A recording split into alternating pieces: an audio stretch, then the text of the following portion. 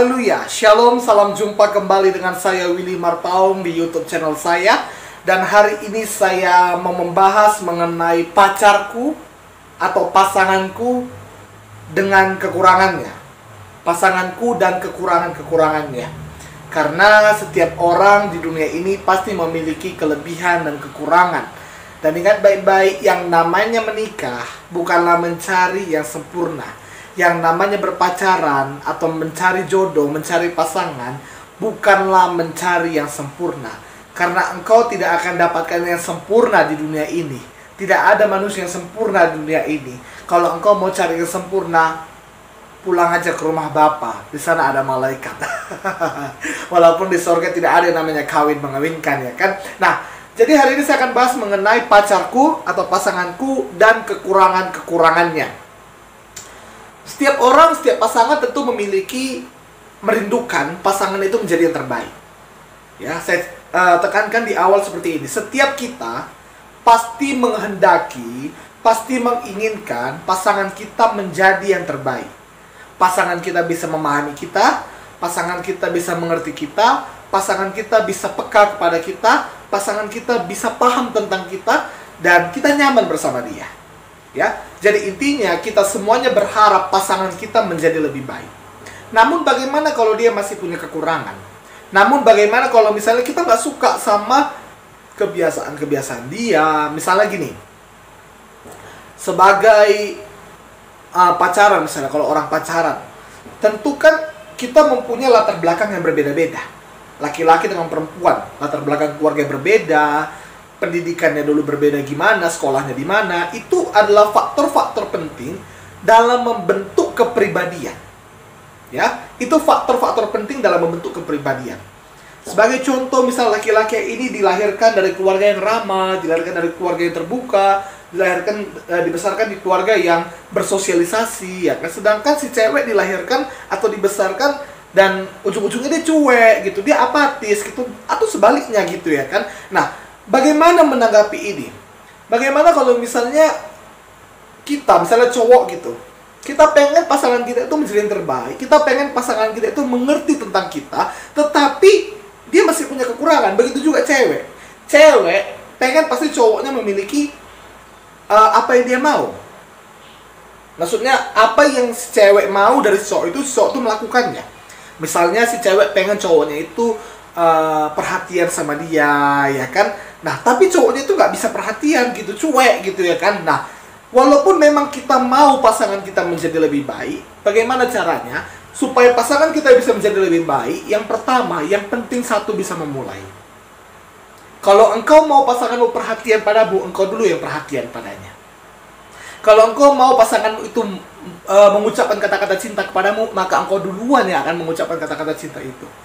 Karena apa yang kau tabur, itu akan kau tuai. Itu janji Tuhan. Dan ingat baik-baik, yang penting dalam satu hubungan, satu bisa memulai. Kalau misalnya cowokmu tidaklah perhatian samamu, dia cuek samamu, tidak pernah, jarang ngasih kabar samamu, maka engkau yang harus rutin memberikan kabar kepada dia. Tapi kan Bang Willy, gimana ya? Ini akan kita bahas hari ini. Mungkin karena gengsi, mungkin karena masa cewek duluan harus kayak gitu, ada-ada aja. Masa masa cewek duluan yang harus ngabari cowok, masa cewek duluan yang harus chat cowok gitu. Ingat baik-baik, di mana-mana ladies first. Ya kan? Tetapi ini yang mau kita pelajari, bagaimana kalau kekurangan pasangan itu, bagaimana kita memaklumi kekurangan pasangan itu. Karena begini, marilah kita mencintai dengan cinta Tuhan. Marilah kita mencintai dengan cinta Tuhan Yesus.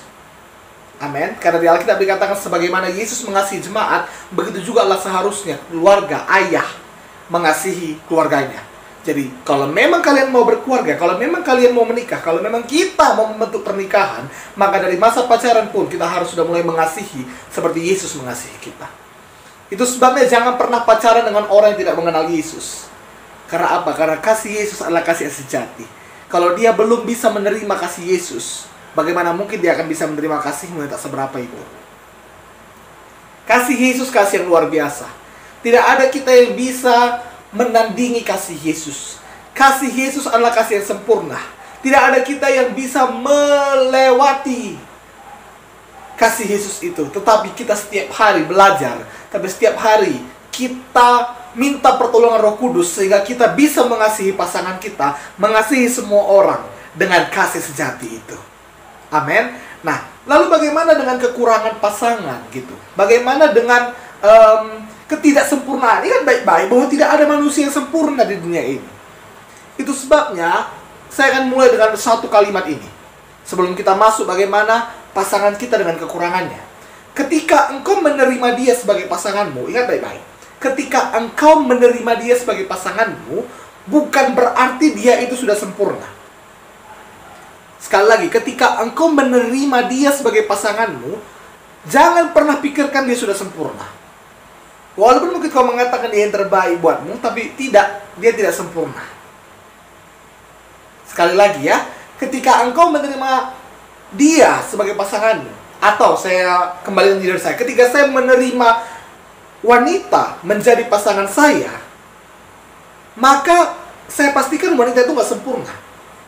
Tidak ada yang sempurna nih. Jangan pernah terima seseorang karena dia sempurna. Kecewa kau nanti.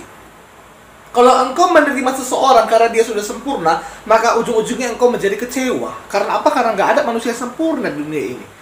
Sebulan, 2 bulan memang dia bisa sayang padamu. 3 bulan, 4 bulan diputusinnya, kau ditinggalin di dirimu. Ya kan? Karena tidak ada manusia yang sempurna di dunia ini. Itu sebabnya jangan memilih orang, jangan menerima orang menjadi pasangan karena dia sudah sempurna. Amin. Jadi ingat baik-baik, memilih pasangan, menerima dia sebagai pasangan kita, bukan karena dia sudah sempurna, tetapi karena cinta kita. Karena cinta kita sudah siap, sudah mampu, sudah sanggup. Dan kalau agak ekstrim, cinta kita sudah sempurna untuk menutupi ketidaksempurnaan dan segala kekurangannya. Jadi saya simpulkan, memilih dia menjadi pasangan kita, memilih dia menjadi pasangan kita bukanlah karena dia sempurna, tetapi karena cinta kita sudah siap, sudah mampu, sudah sanggup, dan sudah sempurna untuk menutupi segala ketidaksempurnaannya dan segala kekurangannya. Jadi bisa kita katakan kepada pasangan kita, memang kau tidak sempurna, tapi aku udah siap untuk menutupi ketidaksempurnaanmu itu. Aku udah siap untuk menutupi kekuranganmu itu. Loh, tapi kan berarti kekurangan. Nah, saya bilang tadi di awal gimana? Memang kita harus menjadi lebih baik. Baik laki-laki, baik wanita, kedua-duanya harus berusaha untuk menjadi lebih baik. Tetapi sebelum itu, semua itu kan butuh proses. Ya kan, semuanya itu kan butuh proses untuk menjadi lebih baik. Apakah nggak salah kita mencintai orang yang masih punya kekurangan? Tidak. Apakah ada ayatnya di Alkitab? Bang Willy, ada banyak ayatnya di Alkitab. Hari ini 3 saya bawakan. Mari kita buka. Amsal 10 ayat yang ke-12. Amsal 10 ayat yang ke-12. Dikatakan, kebencian menimbulkan pertengkaran. Artinya apa? Nggak ada apa-apa pun. Nggak ada masalah apa-apa pun.